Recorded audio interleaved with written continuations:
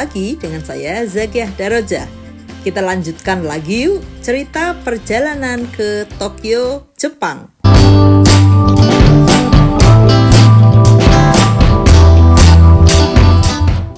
Perjalanan saya selanjutnya di kota Tokyo adalah mengunjungi Asakusa, Sensoji Temple, dan Shibuya.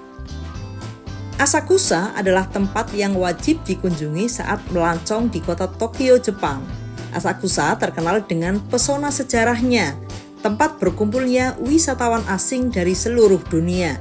Memasuki Asakusa, terasa sekali suasana tradisional Jepangnya. Di sini terdapat Sensoji Temple yang banyak dikunjungi orang-orang dari berbagai belahan dunia. Terkenal dengan lampion merahnya yang dicari banyak orang untuk berfoto. Konon ada 9 lampion merah yang terdapat di kuil ini. Di sini juga sering diadakan berbagai macam festival. Sepanjang arah menuju temple ada Nakamise Street yang banyak menjual merchandise khas Jepang dan juga makanan Jepang. Wajib mencoba jajanan khas Jepang dan membeli oleh-oleh yang Jepang banget di sini. Karena ini tempat wisata utama, pastinya Asakusa selalu padat dengan para wisatawan. Di sini kita bisa menikmati suasana tradisional Jepang di tengah modernisasi Tokyo yang keren.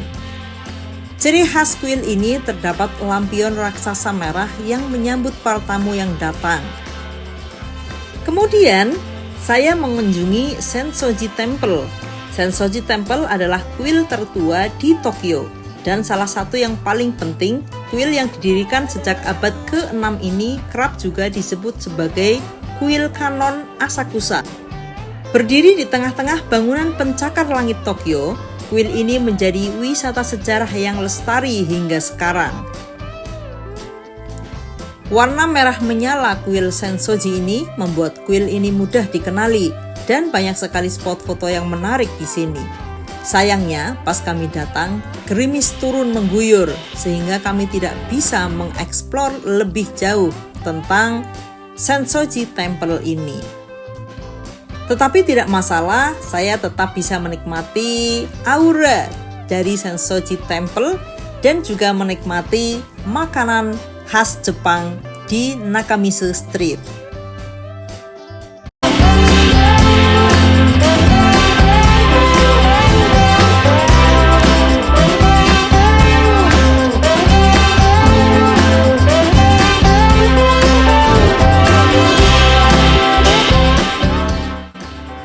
Perjalanan selanjutnya saya adalah ke distrik Shibuya.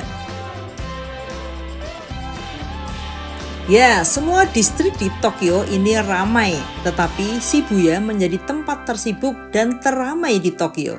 Shibuya Scramble Crossing menjadi tempat paling dicari oleh para pelancong, sekedar untuk berfoto di simpangan tersibuk di dunia ini. Setiap detik persimpangan jalan ini dilewati oleh ratusan orang, apalagi jika pagi hari saat jam berangkat kerja dan sore hari saat jam pulang kerja. Tetapi semakin malam, Shibuya ini justru semakin ramai.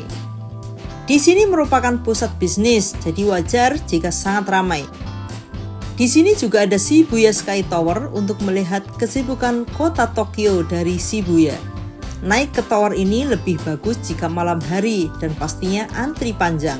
Jika mau naik, disarankan membeli tiket secara online jauh-jauh hari. Di sini juga terdapat Hachiko statue yang terkenal itu. Untuk berfoto dengan Hachiko perlu mengantri yang lumayan panjang.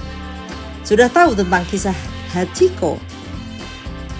Jadi pada tahun 1920-an, Profesor Hide Saburo Ueno mengadopsi seekor anjing yang ia beri nama Hachiko. Hachiko berasal dari kata haji yang merujuk pada angka 8 yang dalam bahasa Jepang memiliki simbol keberuntungan. Hubungan antara Hachiko dan tuannya pun terjalin sangat erat. Profesor Ueno tinggal di kota Shibuya dan bekerja sebagai dosen di Universitas Tokyo. Jadi setiap hari ia pergi ke universitas dengan menggunakan kereta melalui stasiun kereta Shibuya.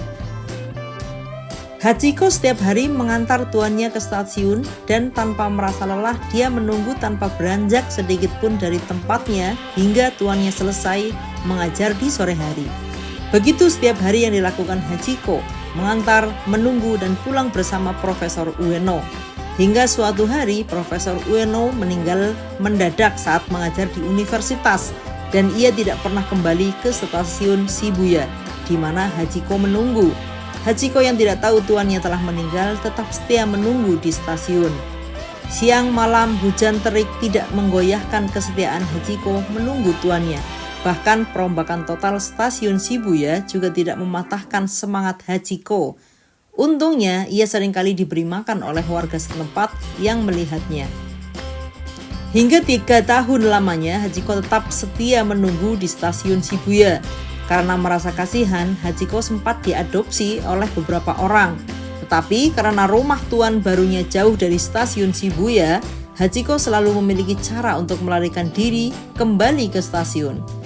Kurang lebih 10 tahun lamanya, Hachiko setia menunggu Profesor Ueno di stasiun Shibuya.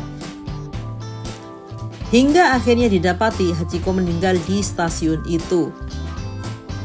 Untuk mengenang kisah Hachiko, pemerintah setempat membuat patung memorial Hachiko di dekat stasiun Shibuya, bahkan memasukkan kisah kesetiaannya dalam pelajaran sekolah dasar.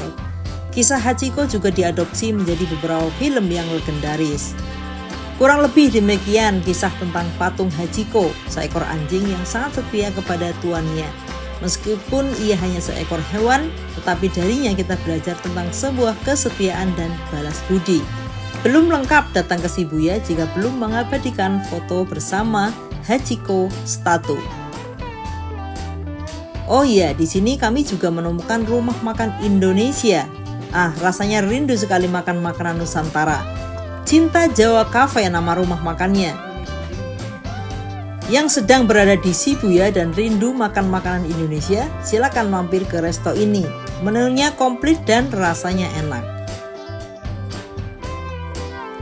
Shibuya ini memang tempat perbelanjaan, jadi cocok sekali jika mau belanja berbagai macam komoditi atau mau membeli oleh-oleh.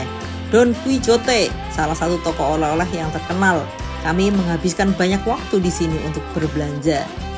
Menjelajahi kota Tokyo seakan tidak ada habisnya. Meskipun kami sudah berhari-hari di Tokyo, tetapi masih banyak tempat yang belum kami kunjungi. Semoga ada kesempatan lain untuk kembali jalan-jalan ke Jepang dengan destinasi yang berbeda. Demikian teman-teman cerita perjalanan saya menjelajahi kota Tokyo. Dan ini adalah part terakhir tentang perjalanan kami di Jepang. Untuk teman-teman yang bermimpi melancong ke Jepang, semoga cerita perjalanan saya menginspirasi dan silakan dicatat tempat-tempat yang menurut teman-teman menarik. Terima kasih sudah menonton perjalanan saya jalan-jalan ke Jepang. Sekali lagi, traveling bukan sekedar jalan-jalan, tetapi setiap perjalanan selalu membawa pelajaran. Sampai ketemu di video selanjutnya. Salam!